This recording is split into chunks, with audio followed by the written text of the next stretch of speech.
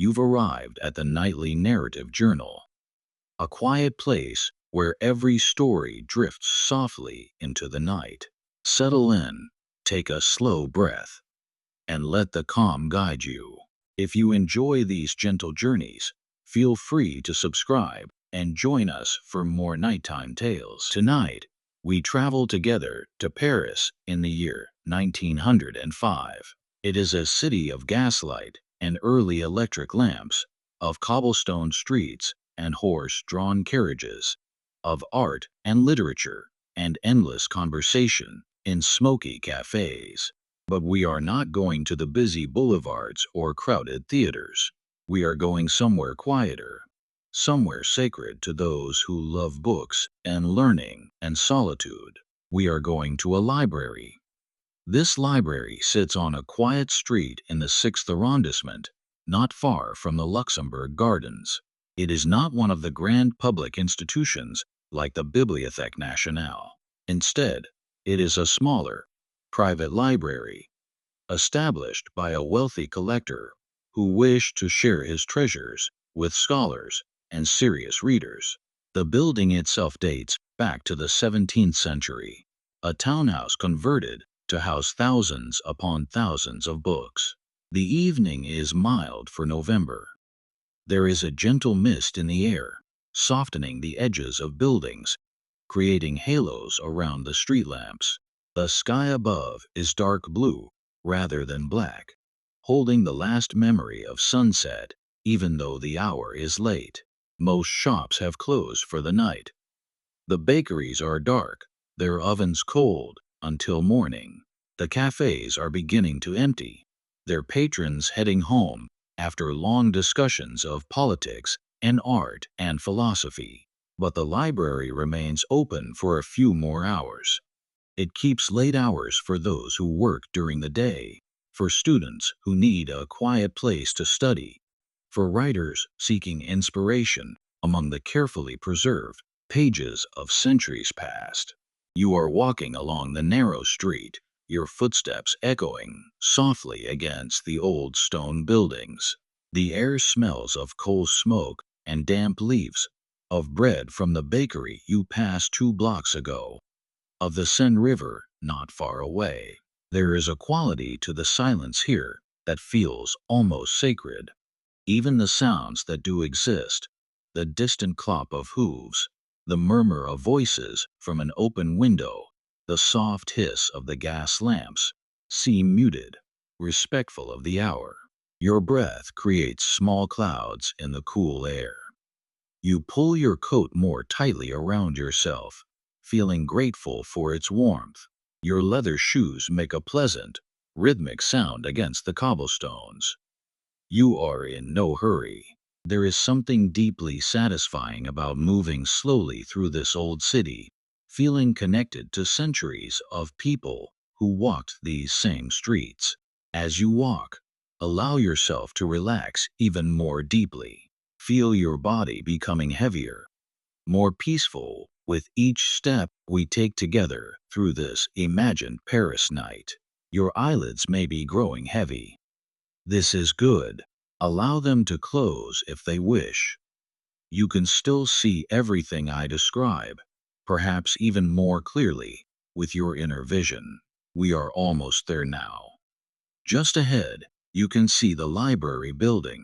Let us approach it together, slowly, peacefully, ready to enter its sanctuary of books and silence. The library building stands 3 stories tall, constructed of pale limestone that has aged to a soft cream color over the centuries. The windows are tall and arched, in the classical style, with iron balconies on the 2nd floor. The exterior is elegant, but not ostentatious, speaking of quiet wealth rather than bold display. Carved into the stone above the entrance are the Latin words scientia et sapientia, knowledge and wisdom. The building is set back slightly from the street, with a small courtyard enclosed by an iron fence. Within this courtyard grows an ancient chestnut tree, its branches now bare for winter, its trunk thick with age. fallen leaves, brown and crisp, carpet the ground beneath it. The courtyard provides a buffer between the street and the library entrance, a transition space that signals you are moving from the ordinary world into somewhere different, somewhere special.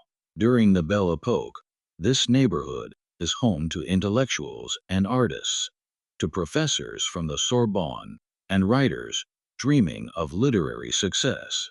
The building next door houses a small publisher who specializes in poetry. Across the street is a wine merchant whose cellar dates back to medieval times. On the corner is a cafe where philosophers gather every Saturday morning to debate the questions of existence. But now, at this evening hour, the neighborhood is quiet. Most windows show only dim light or none at all. The wine merchant has long since locked his doors. The cafe's chairs are stacked on its tables, waiting for tomorrow. Only the library remains fully alive, its windows glowing with warm golden light that spills onto the courtyard stones. You push open the iron gate, which swings smoothly and silently on well-oiled hinges. As you step into the courtyard, you notice the temperature change immediately. The space is sheltered from the wind, a few degrees warmer than the street. The walls seem to hold the day's warmth, releasing it slowly into the evening air. Your feet crunch softly on the gravel path that leads to the entrance. The sound is crisp and satisfying, each step distinct. You can smell the rich, earthy scent of the fallen leaves, mixed with the faint aroma of wood smoke from a fireplace somewhere nearby. Above you, the bare branches of the chestnut tree create intricate patterns against the darkening sky. The entrance to the library consists of a pair of heavy wooden doors, dark with age and polish. They are at least 300 years old, made from oak that was already mature when it was cut. The wood is carved with simple geometric patterns that have been worn smooth by countless hands over the centuries.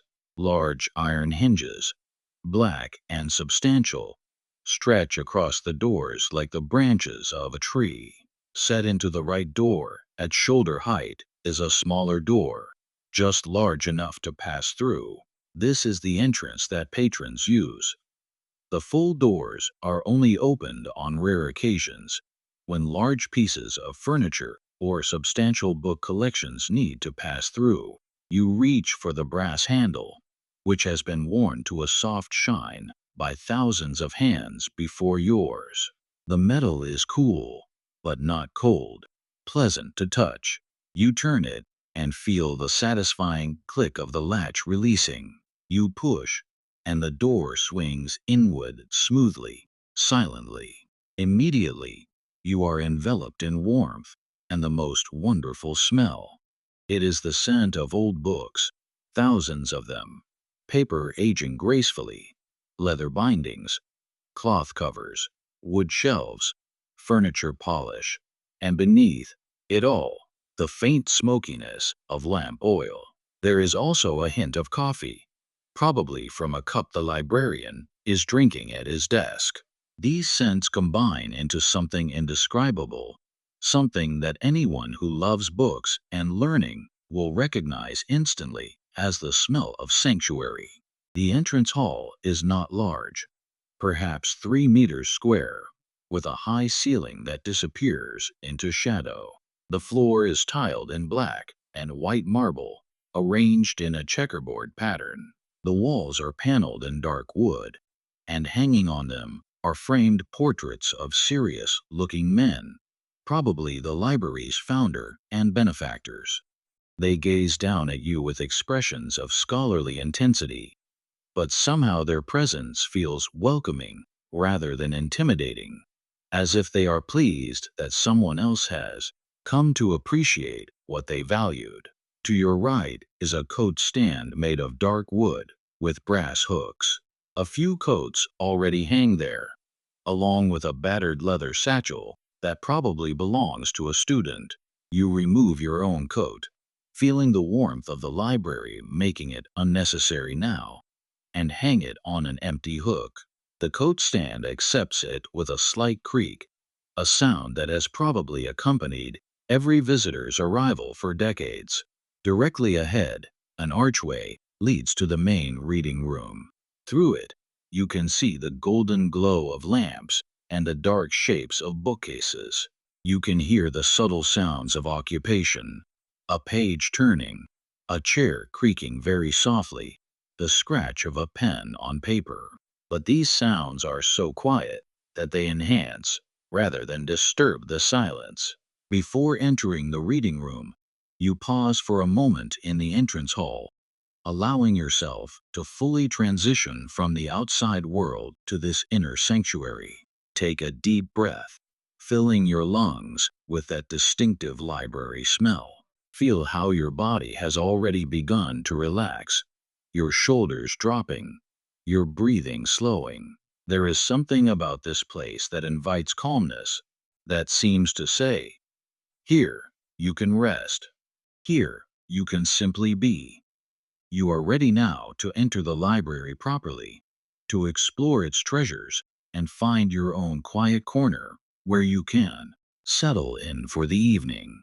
Let us step through that archway together and discover what awaits us in the main reading room. As you pass through the archway, the full magnificence of the main reading room reveals itself, and for a moment, you simply stand still, taking it in. The room is vast, perhaps 20 meters long and 15 wide, with a ceiling that soars at least 6 meters above the floor. Every wall, from floor to ceiling, is lined with bookcases constructed of rich, dark wood, probably walnut or mahogany, that glows warmly in the lamplight. The ceiling itself is a work of art. Ornate plasterwork, painted cream and gold, creates patterns of leaves and scrolls and flowers. At the center hangs a magnificent chandelier that combines old and new technology. Its main structure holds 12 gas lamps, their flames steady and bright, casting a warm, slightly yellow light.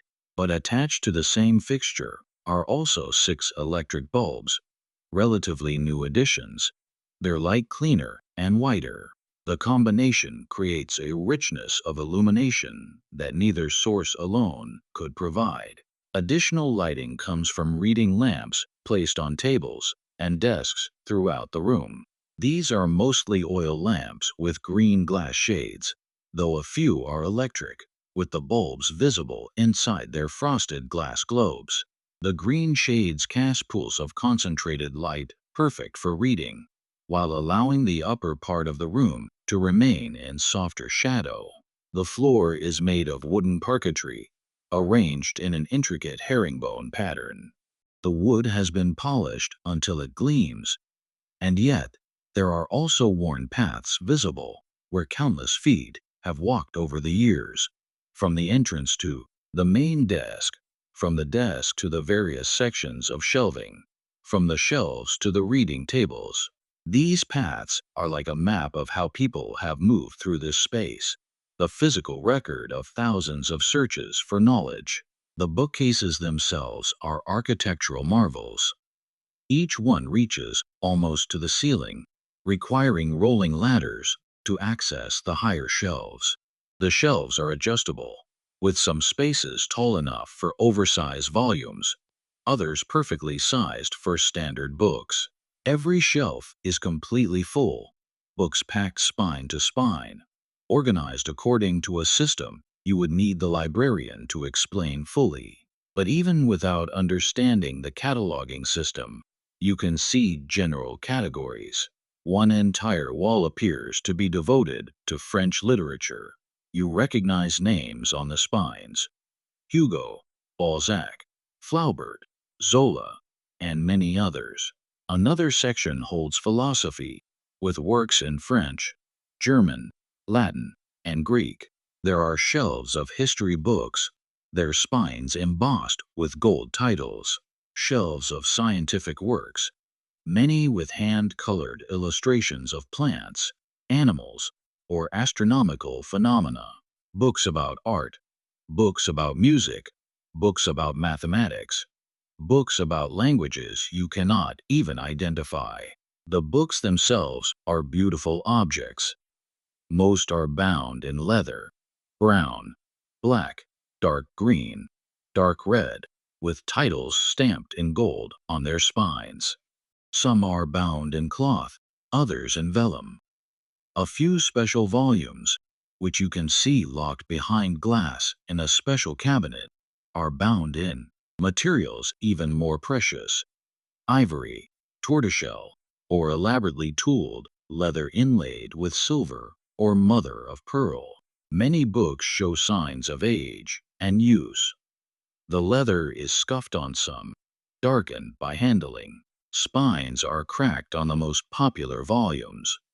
A few books lean sideways, their bindings weakened by time. But this wear is beautiful in its own way, evidence that these books have been read and valued, that they have fulfilled their purpose.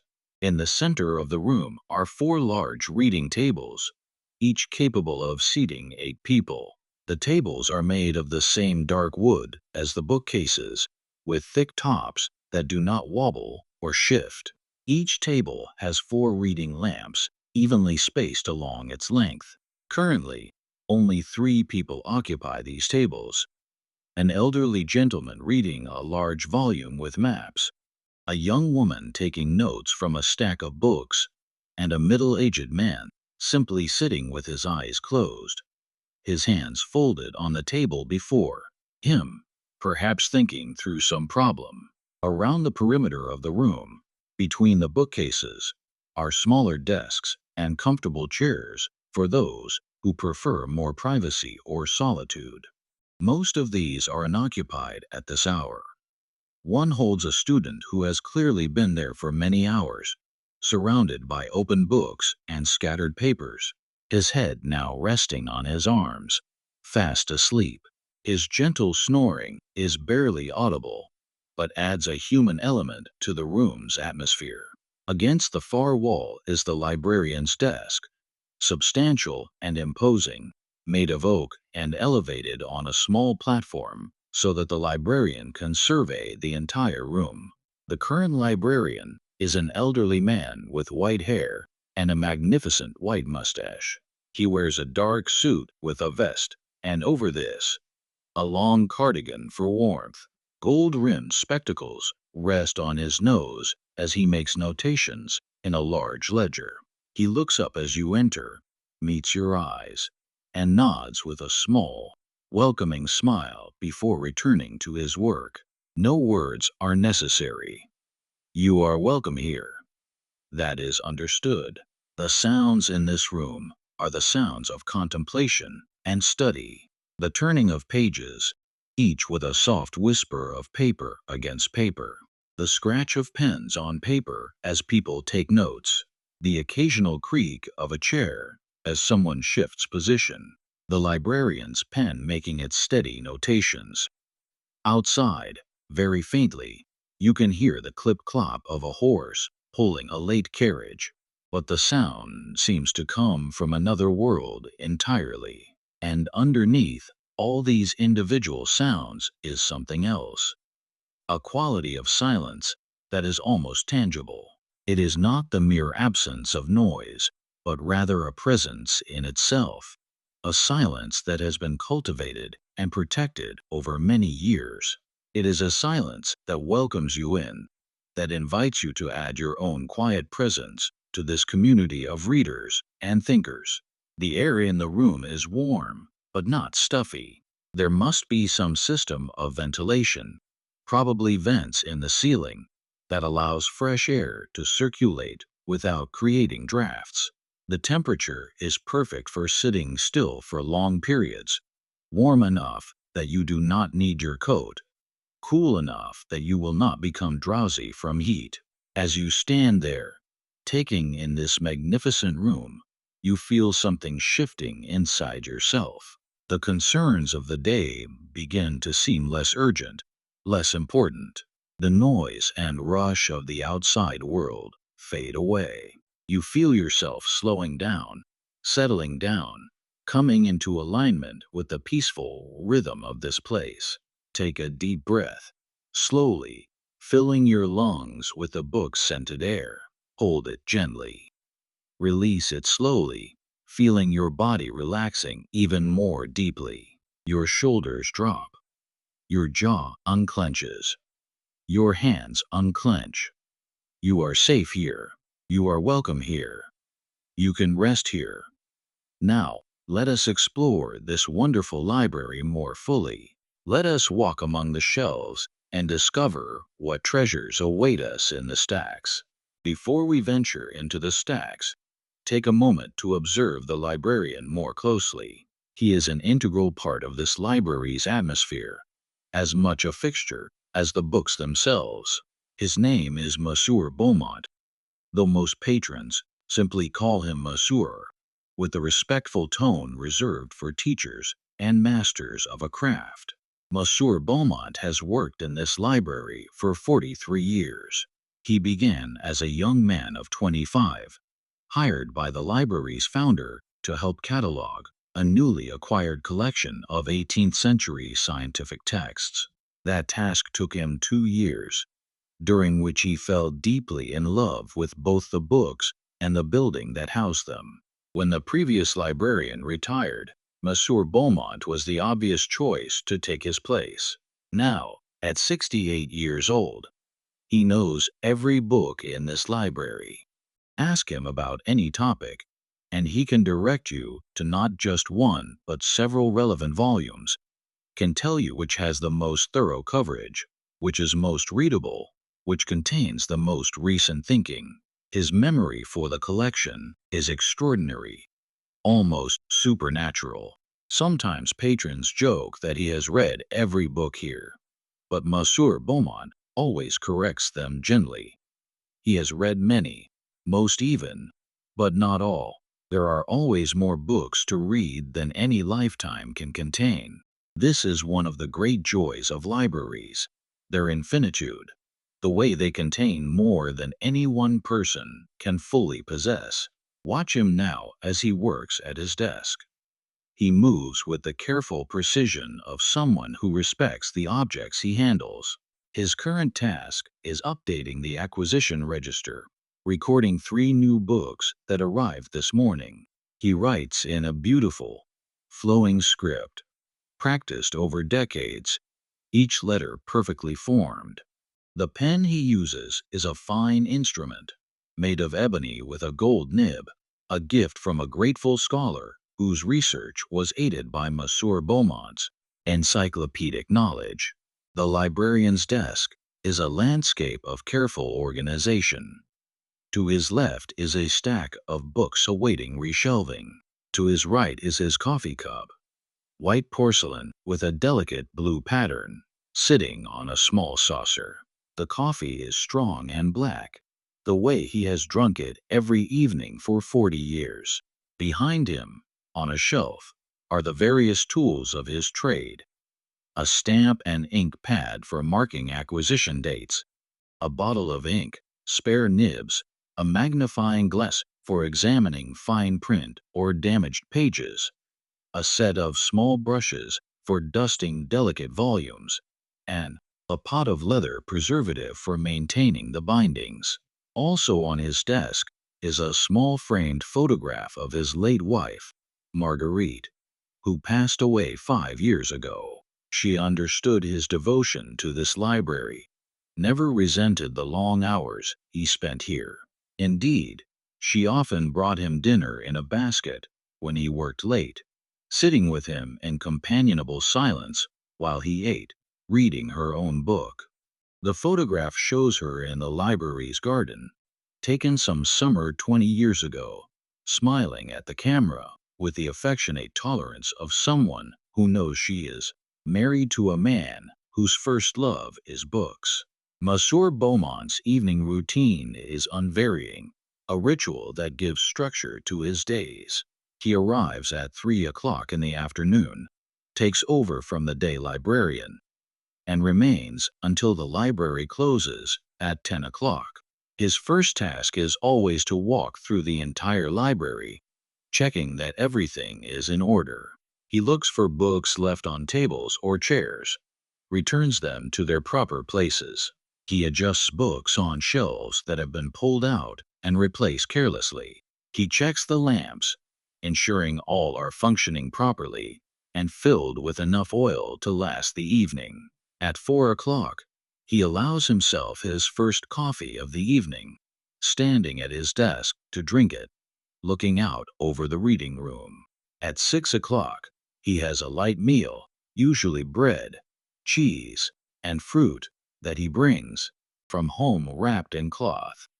At 8 o'clock, he has his second coffee, and at 9:30, he begins his closing routine, gently informing the remaining patrons that the library will close in 30 minutes.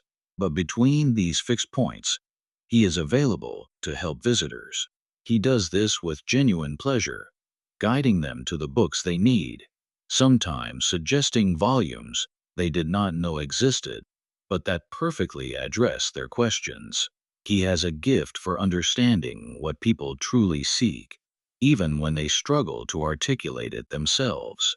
He is especially kind to young people and to those who seem intimidated by the library's grandeur. To them, he speaks in a gentle voice, reassuring them that every person here was once a beginner, that confusion is nothing to be ashamed of, that the only stupid question is the one not asked. Many students and young scholars remember Monsieur Beaumont with deep gratitude, recognizing that his patient guidance was crucial to their intellectual development. Despite his decades in this role, Monsieur Beaumont has never become jaded or dismissive. He still feels a small thrill when he handles a particularly beautiful book or discovers something interesting in a volume he is cataloging.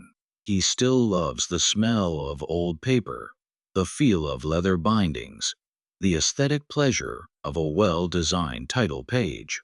He still believes, deeply and completely, in the importance of libraries, in their role as guardians of human knowledge and imagination. As you watch him work, you feel a sense of peace.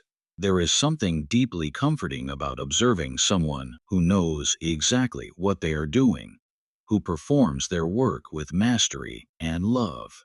Monsieur Beaumont represents stability in an ever-changing world. Outside, Paris is transforming rapidly. Automobiles are beginning to replace hearses. Electric lights are spreading through the city. Old buildings are being torn down to make way for new construction. But here, in this library, change comes slowly and thoughtfully. The essential nature of the place remains constant. The librarian glances up from his work and catches your eye. He gestures toward the stacks with a small movement of his hand, an invitation. You are free to explore. Everything here is available to you. Take your time. There is no hurry. You nod your thanks and turn toward the towering bookcases. It is time to venture deeper into the library, to walk among the stacks and discover what knowledge and stories await you there.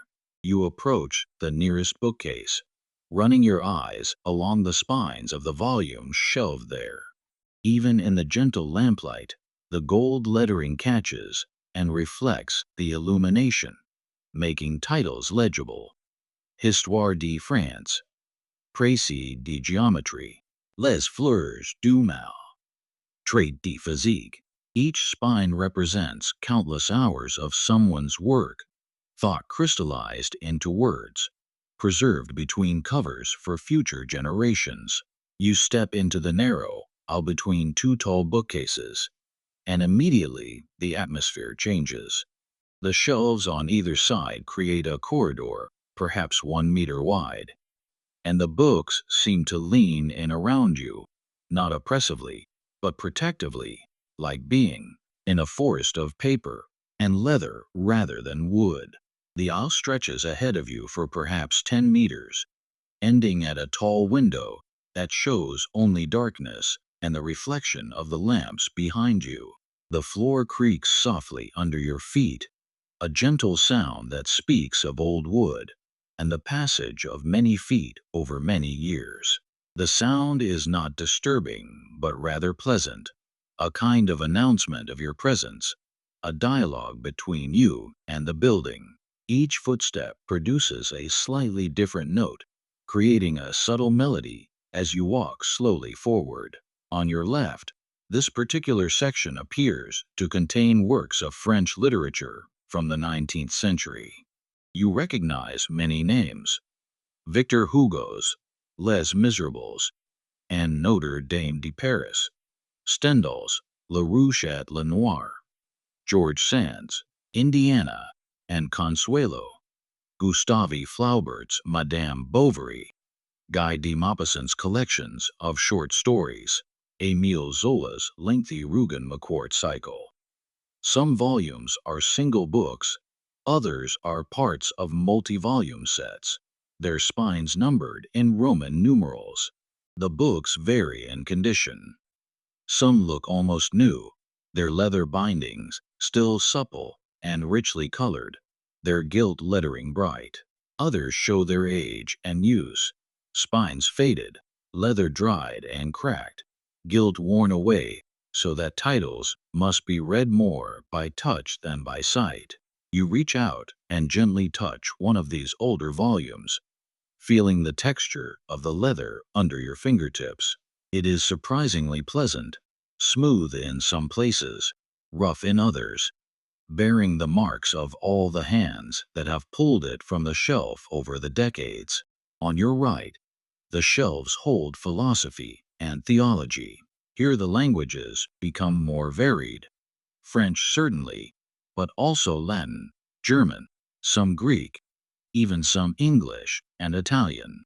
The names on the spines read like a history of Western thought: Plato, Aristotle, Augustine, Aquinas, Descartes, Spinoza, Leibniz, Kant, Hegel, Schopenhauer, Nietzsche. Mixed among the great names are works by thinkers less famous, but no less serious in their pursuit of understanding. Some of these volumes are enormous, heavy tomes that would require both hands to remove from the shelf. Others are surprisingly small, pocket-sized books that seem to promise that profound wisdom can be held in one's palm. Some are bound simply, almost austerely, their plainness perhaps reflecting philosophical ideas about the unimportance of material things. Others are bound luxuriously, as if to say that great thoughts deserve beautiful housing. You pause at a particularly old volume, its spine reading Consolation de la Philosophie in barely visible letters. This is Boethius, you realize, written in the 6th century while he awaited execution. The book has survived nearly 1,500 years, passing through countless hands, residing in numerous libraries, and now it rests here, still available, still offering its consolation to anyone who needs it. The thought fills you with a strange mixture of emotions: humility at the brevity of your own life compared to the longevity of books, and gratitude that such wisdom has been preserved and is available to you. As you continue down the aisle, you notice that certain books have small paper markers protruding from their tops, slips of paper inserted by readers to mark their place. These are not patrons' personal bookmarks, but rather something the library provides: small cream-colored papers that bear the library's stamp. The presence of these markers tells you which books are currently being consulted, which thoughts and ideas are actively engaging someone's mind at this moment. You reach the end of the aisle and turn right, entering a new corridor between different bookcases. This section is devoted to history. One entire bookcase contains works about ancient civilizations: Egypt, Mesopotamia, Greece, Rome. Another focuses on medieval Europe. Yet another covers the Renaissance and Reformation. The spines promise journeys through time, accounts of how people lived, thought, fought, created, and died in eras long past. Many of these history books contain illustrations, engravings, maps, reproductions of paintings or documents. You can identify them by their slightly larger size and thicker spines. You pull out one at random, a history of Rome, and carefully open it. The pages are thick and creamy, the paper of a quality rarely found in modern books. An engraving shows the Roman Forum as it appeared in the first century. Tiny figures in togas moving among grand buildings. You run your finger lightly across the image, feeling the slight indentation where the engraver's tool pressed the lines into the plate, which then transferred them to the paper. This book was printed 60 years ago, but the care taken in its production makes it seem timeless. You carefully close the book and return it to its exact position on the shelf, making sure it aligns perfectly with its neighbors. This is one of the unspoken rules of libraries, one that all regular patrons internalize. Always return books exactly as you found them. Treat each volume as the treasure it is. Moving on, you discover a section devoted to natural sciences. Here are volumes about botany, with hand-colored illustrations of plants and flowers. Books about zoology, showing animals both familiar and exotic. Texts on geology, chemistry, physics, astronomy. Some of these books are quite recent, published within the last decade, containing the newest scientific understanding. Others are older, presenting theories now known to be incorrect, but still valuable as records of how human understanding has evolved. One book catches your attention, a study of entomology, with extraordinary detailed drawings of insects. You open it and find yourself looking at a beetle rendered with such precision that every tiny hair on its legs is visible, every facet of its compound distinct. The artist has devoted hours, perhaps days, to capturing this single creature. You feel a rush of appreciation for this dedication, this desire to see clearly and represent truthfully. As you explore, you become aware that you are not entirely alone in the stacks. Occasionally, you hear soft sounds from other aisles, footsteps, the sound of a book being removed or replaced, a quiet cough, the rustle of clothing. These sounds remind you that this library is a shared space, that others are on their own explorations through knowledge and imagination. Yet the tall bookcases provide enough privacy that you never feel crowded or observed. Each person in the stacks occupies their own small world, connected to but separate from everyone else. The light in the stacks is dimmer than in the main reading room, relying on just a few strategically placed lamps. This creates pockets of brightness where you can read spines and titles clearly, alternating with stretches of shadow that add mystery and depth to the space. Your eyes adjust easily, finding that you can see more than you initially thought possible in this gentle illumination. You notice a rolling ladder attached to one of the bookcases, designed to slide along a brass rail mounted near the ceiling. The ladder is made of the same dark wood as the bookcases, with steps that have been worn smooth by countless climbs. You consider ascending it, reaching for volumes on the higher shelves, but decide against it for now. There is something perfect about staying at ground level, about exploring what is immediately accessible. As you wander through these corridors of knowledge, you find your breathing has slowed even further. Your body has adopted the rhythm of this place, unhurried, contemplative, peaceful. Your mind, which might have been busy with thoughts and worries when you arrived, has quieted. You are simply present, simply here, among the books, in this moment. And now you feel drawn to find a place to sit, a comfortable spot where you can settle in and perhaps open a book, lose yourself in someone else's words for a while. Let us find the perfect reading nook for you. Leaving the stacks, you return to the main reading room and look around more carefully. The large central tables do not appeal to you tonight. You want something more private, more intimate. Your eyes scan the perimeter of the room, looking at the smaller desks and chairs positioned between the bookcases. In the far corner, partly hidden behind a particularly tall bookcase, you notice something promising, a reading nook that you did not see during your initial survey of the room. You walk toward it, your footsteps soft on the polished parquet floor. As you round the bookcase, the nook reveals itself fully, and you know immediately that this is where you want to spend the evening. It is a small alcove, perhaps 2 meters deep and 3 wide, with its own window looking out onto a small garden you had not known existed. The window is tall and arched, its glass divided into many small panes by wooden mullions.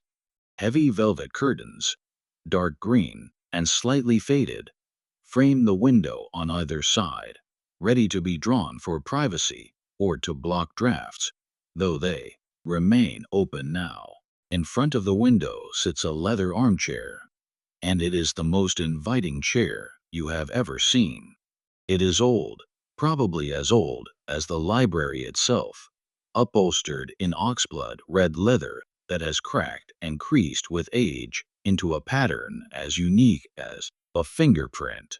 The leather is soft, worn smooth by decades of readers settling into it. The chair is generously sized, with a high back, broad armrests, and a seat deep enough to curl up in if desired. Beside the chair is a small table made of dark wood, its top just large enough to hold a book, a lamp, and perhaps a cup of tea. The lamp on the table is electric, one of the library's concessions to modernity, with a green glass shade that casts a warm, focused light downward. The lamp is already lit, suggesting that someone often sits here, that this nook is known and valued. You approach the chair and run your hand over the back of it, feeling the cool smoothness of the leather. Then you turn and lower yourself into it, and it is like being embraced. The chair seems to have been designed specifically for your body, supporting you perfectly, cradling you in comfort. The seat is slightly sunken in the middle from years of use, creating a gentle hollow that your body fits into naturally. As you settle deeper into the chair, you feel your muscles releasing tension you did not even know you were holding. Your back relaxes against the high back of the chair. Your arms rest easily on the armrests. Your legs extend comfortably, your feet flat on the floor. The chair seems to say, "You can rest now. You are safe. You are held." From this position, you can look out the window into the garden. It is small, perhaps 10 meters on each side, enclosed by high walls covered in ivy. The garden is largely dormant at this time of year, but you can make out the shapes of carefully tended beds, a small fountain in the center, not running now, and a path of gravel that loops through the space. One small tree stands in the corner, its bare branches creating delicate patterns against the night sky. The garden is lit by moonlight tonight, the moon nearly full and bright enough to cast shadows. The ivy on the walls looks almost black in this light, with the occasional leaf catching the moon and gleaming silver. The fountain, though not flowing, still holds water that reflects the sky. The whole scene has an ethereal quality, beautiful and slightly mysterious. You turn your attention to the bookcase that forms one wall of your nook. It contains, you notice, poetry. The spines are mostly slim volumes, though some collected works are thicker. You see names in French: Baudelaire, Verlaine, Rambo, Mallarmé, Valery. But there are also volumes in other languages. English poets like Wordsworth and Keats, German poets like Goethe and Rilke, even some Russian works by Pushkin. French translation. You reach out and select a volume at random. It is Verlaine's Romances sans paroles, songs without words. The book is small, bound in soft green cloth, its pages edged in gold. You open it carefully, and the book falls open naturally to a page that has clearly been visited many times before. The poem, There is Il pleure dans mon cœur. It weeps in my heart. You begin to read silently, letting the French words flow through your mind. Even if you do not understand every word, the music of the language is clear. Verlaine writes about rain and melancholy, about sadness without apparent cause, about the heart's mysterious sorrows.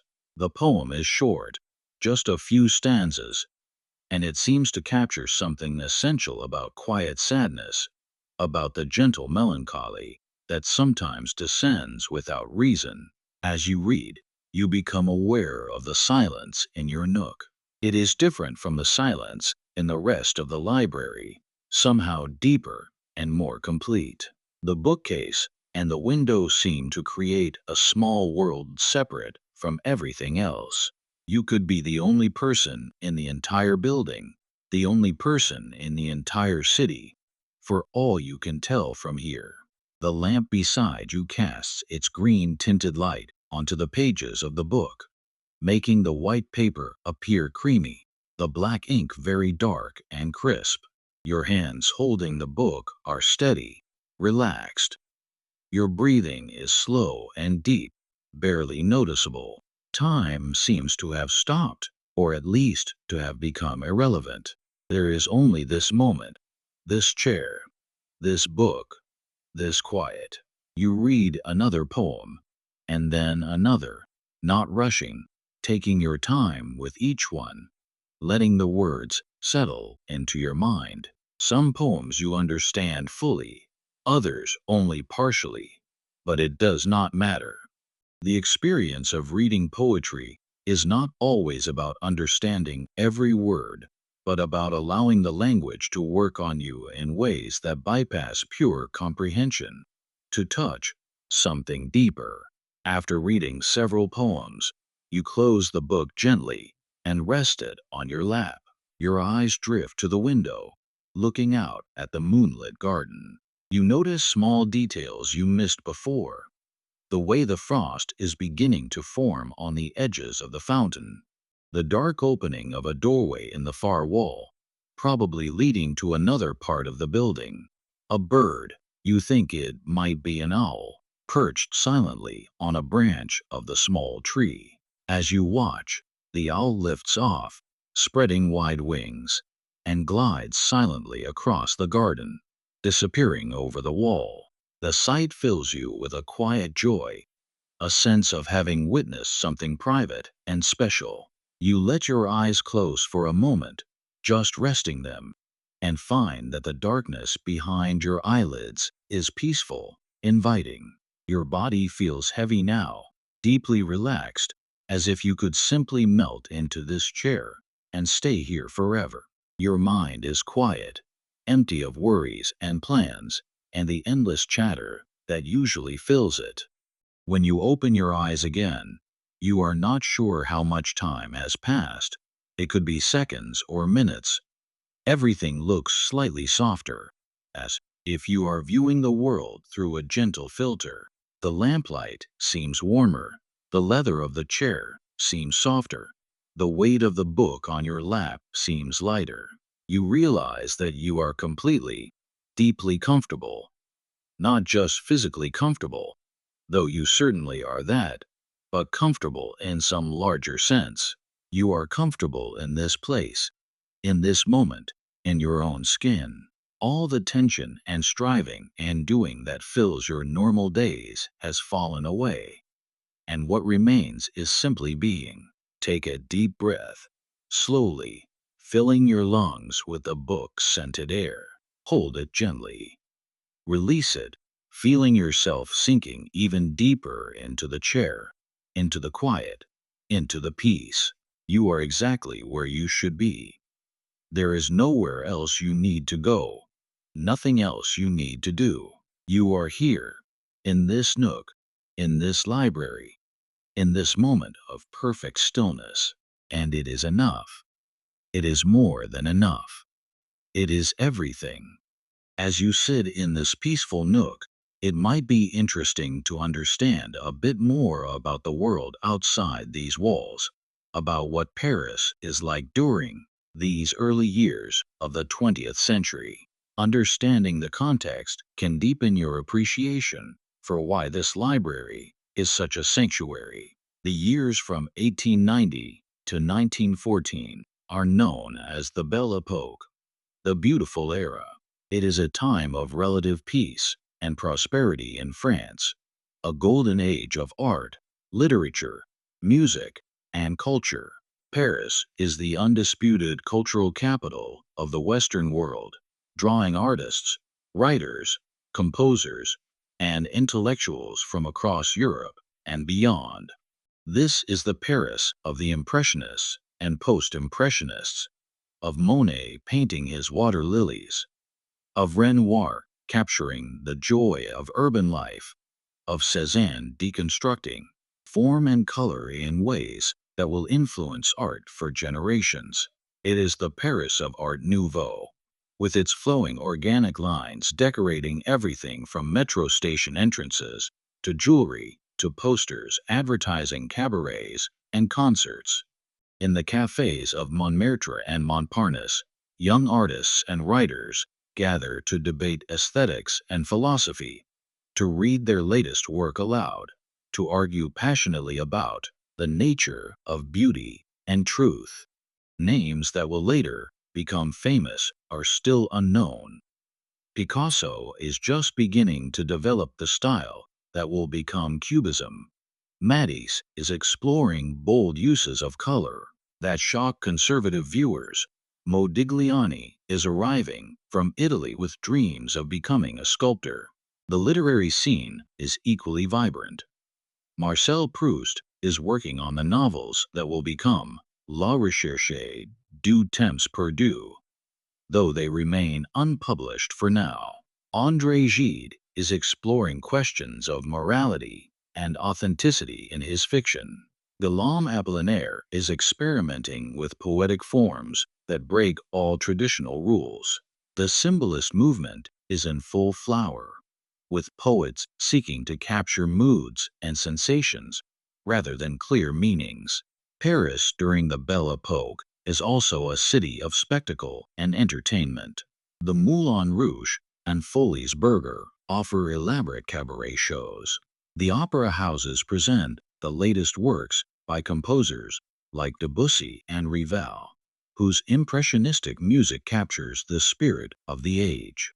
Department stores like the Galeries Lafayette and Au Printemps offer shopping experiences that are themselves forms of theater, with their grand staircases, stained glass domes, and constantly changing displays.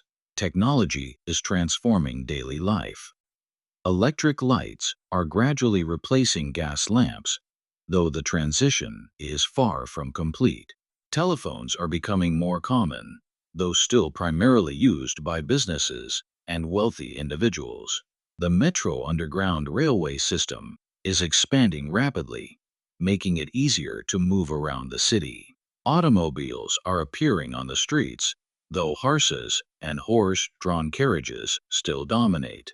Yet beneath all this glamour and progress, there are tensions and inequalities.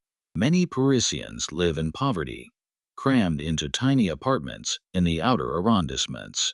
Workers labor long hours in difficult conditions for little pay. Political divisions run deep, with conflicts between Republicans and monarchists, between secularists and the Catholic Church, between socialists and conservatives. The Dreyfus Affair, a political scandal centered on anti-Semitism, and military corruption, has only recently been resolved, leaving lasting scars on French society. For many people, especially intellectuals and artists, the rapid pace of change is both exciting and disorienting. The old certainties of religion and tradition are being questioned.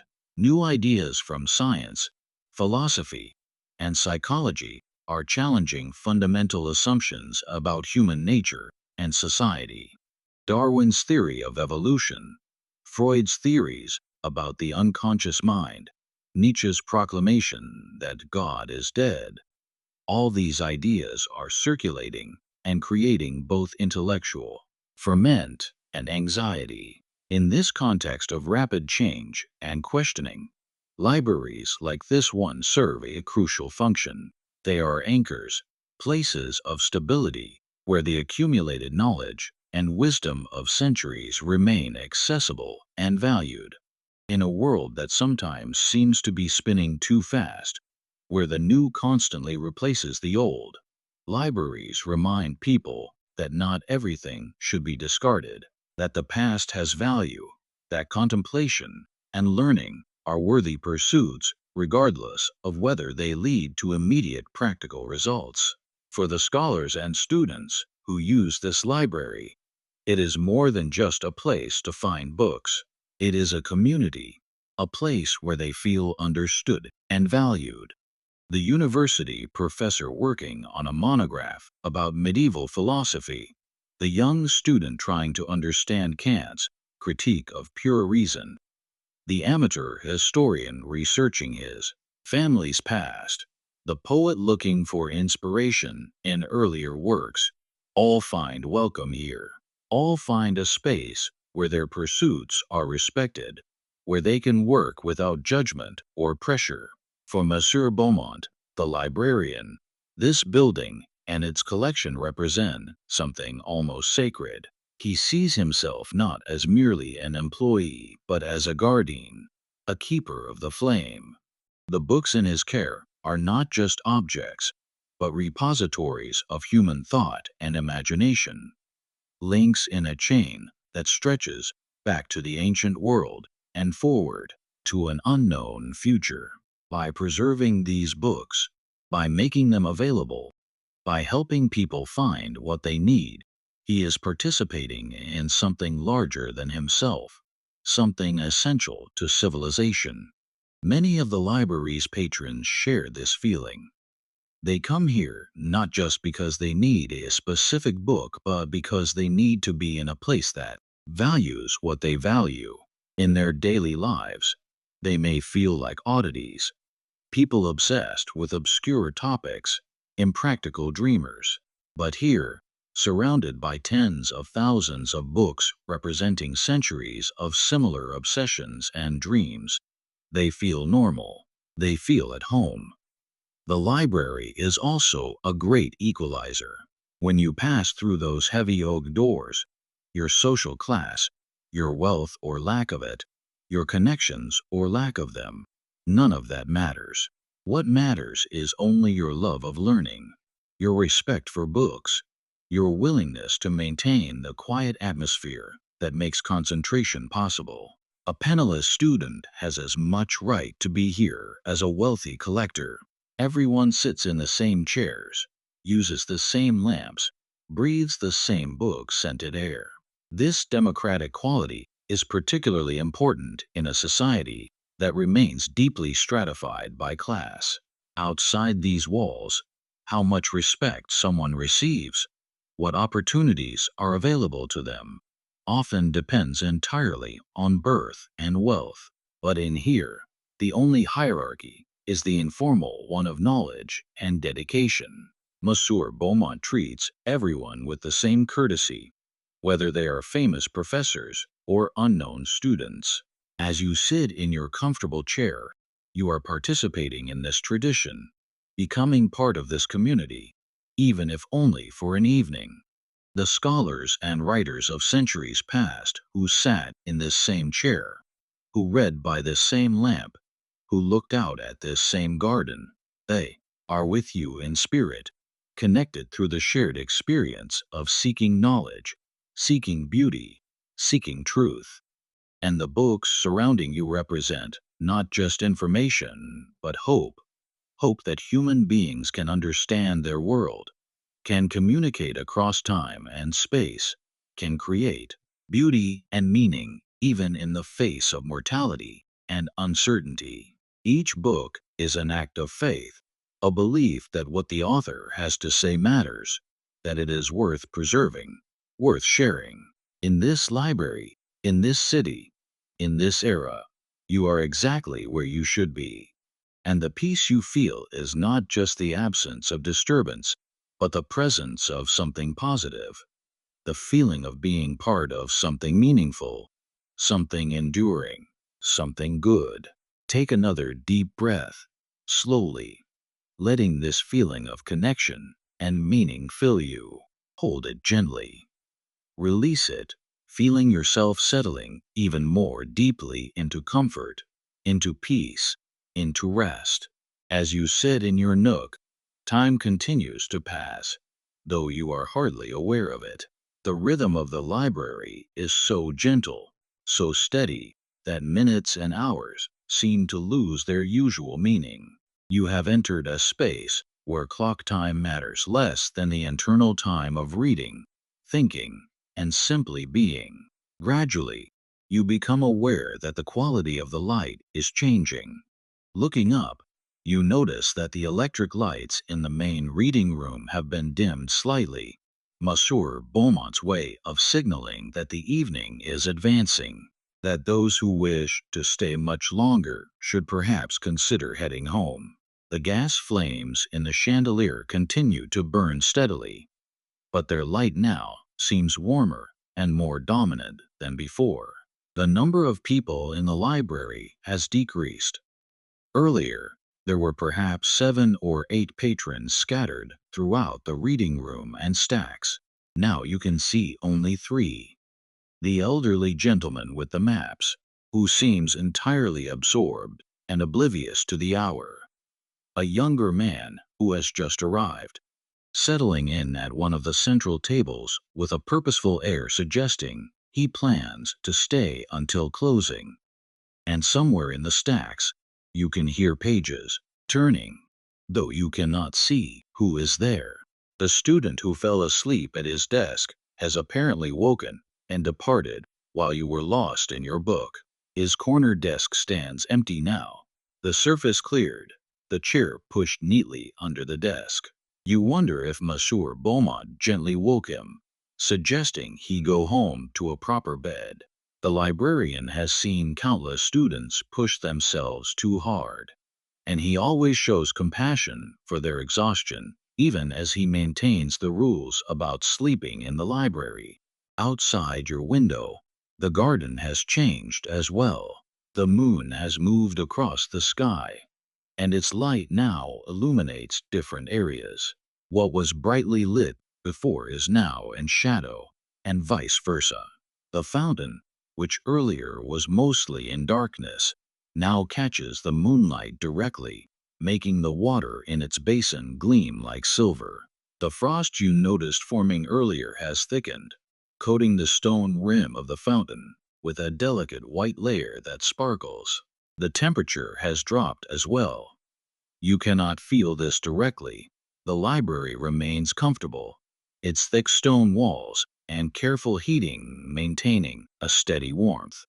But you can see evidence in the garden, the way the frost is spreading, the complete stillness of the air, the clarity of the moonlight that comes only on very cold, clear nights.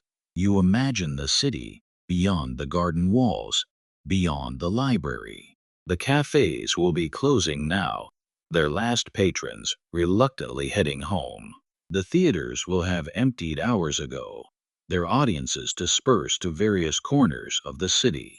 The boulevards, so crowded during the day, will be quiet, with only the occasional carriage or late stroller passing by. The Seine will be flowing dark and silent, its bridges standing watch over the water like faithful guardians. In apartments throughout the city, Lamps are being extinguished. People are preparing for bed. Mothers are tucking children under quilts, listening to final questions or worries before kisses goodnight. Couples are settling in beside each other, perhaps reading a bit before sleep, perhaps simply holding hands in the darkness. Solitary people are performing their bedtime rituals alone, but perhaps feeling connected to all the other solitary souls in the city doing the same things at the same time. Here in the library, the atmosphere has shifted subtly. It is not just that there are fewer people or that the light has dimmed. Something has deepened. The silence is more profound. The sense of sanctuary is stronger. It is as if the library knows that the day is ending, that it is time to prepare for the transition from wakefulness to sleep, and it is adjusting itself accordingly. Monsieur Beaumont remains at his desk, but he has set aside his ledger. He is reading now, a small book held in one hand, his other hand occasionally reaching for his coffee cup, though it must be cold by now. His reading posture is different from his working posture, more relaxed, more personal. This is reading for pleasure, for his own enrichment, rather than for professional duty.